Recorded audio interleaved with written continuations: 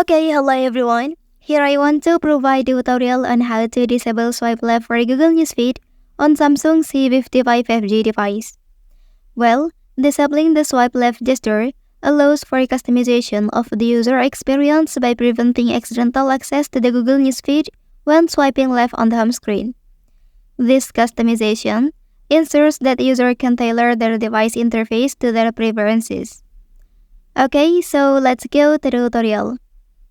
Well, to begin, long press on any screen of your device to access the customization options. And from the pop-up menu that appears, select the Settings option to navigate to the device settings. And within the Settings menu, explore the options until you find the Add Media Page to Home Screen feature. Disabling this feature by toggling it off, like this.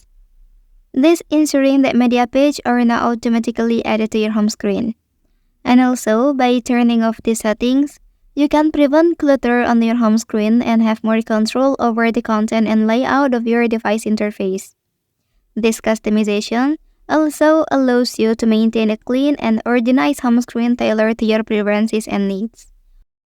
Well, that's the tutorial on how to disable swipe left for Google Newsfeed on Samsung C55 5G device. If you are helped by this video, don't forget to like and subscribe to get other information from this channel. Thank you.